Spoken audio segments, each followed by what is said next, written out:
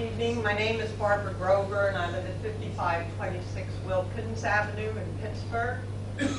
I'm here tonight representing the Sierra Club's local Allegheny group.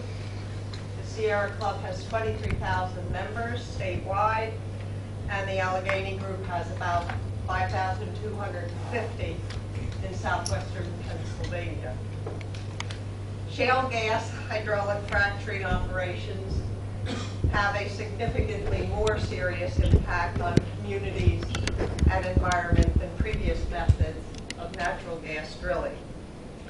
If natural gas is to play a part or a role in Pennsylvania's and the nation's energy future, it must be carefully regulated to ensure that the health and well-being of Pennsylvania and United States residents, as well as our natural resources, are adequately protected.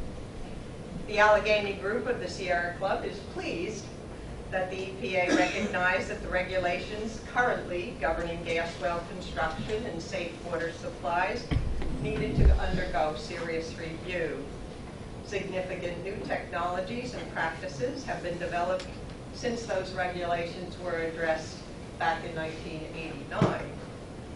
The changes to the oil and gas regulations that are being proposed are designed, and I quote, to minimize gas migration and provide an increased degree of protection for both public and private water supplies. Clearly, as you've heard many times already this evening, the casing and cementing aspects of well construction are critical to protecting springs, well water, ponds, and aquifers from contamination. Consequently, well-designed regulations are essential to ensure the public's health, safety, and welfare. We expect the regulations will require the oil and gas industry to use best practices and state-of-the-art technology, a theme that seems to be prevalent this evening. The proposed changes provide clear requirements for the proper installation and testing of blowout equipment. We assume these changes, when properly enforced, will prevent disasters such as the blowouts that have recently occurred here in Clearfield County in Indiana Township.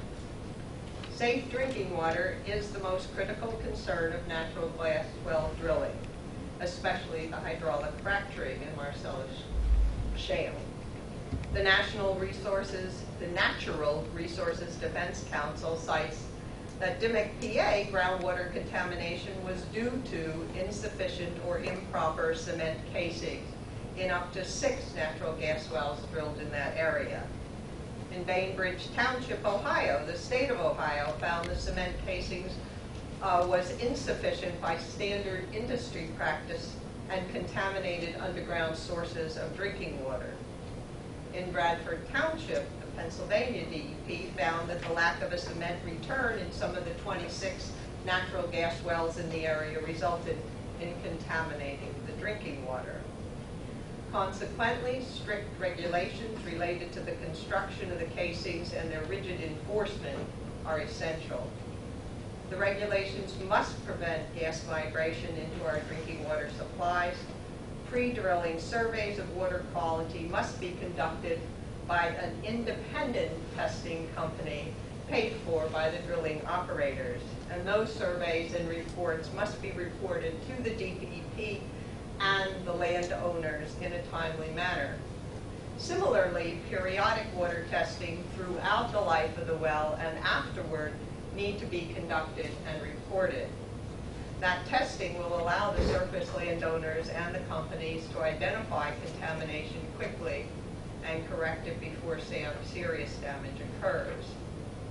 At the EPA hearing in Canonsburg last week, many residents whose water supplies had been contaminated by gas well drilling indicated difficulties in obtaining restoration of those water supplies to safe drinking water standards. The regulations need to make it easier to remedy the affected landowners' complaints of contaminated water from drilling and extraction operations.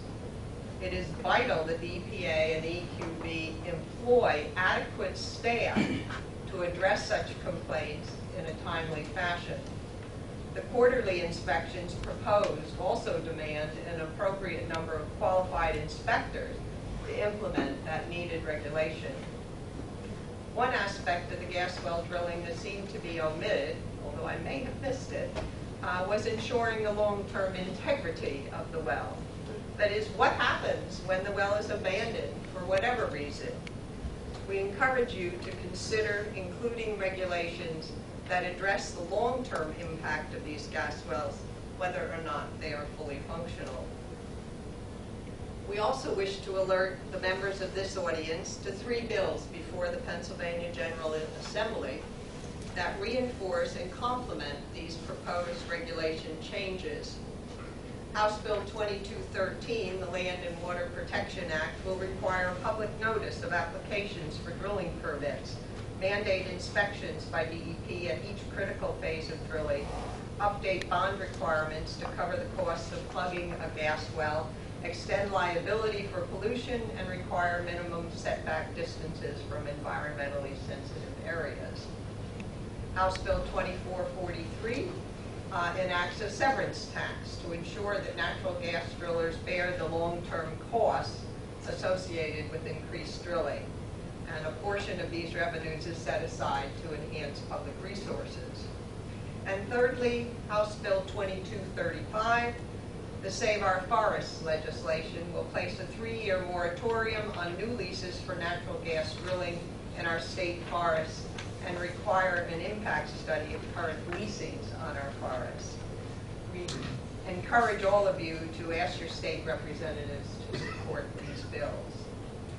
We in the Sierra Club trust that the DEP and EQB will conscientiously enforce the new regulations so that an adequate supply of safe drinking water and the lives and well-being of Pennsylvania residents are protected.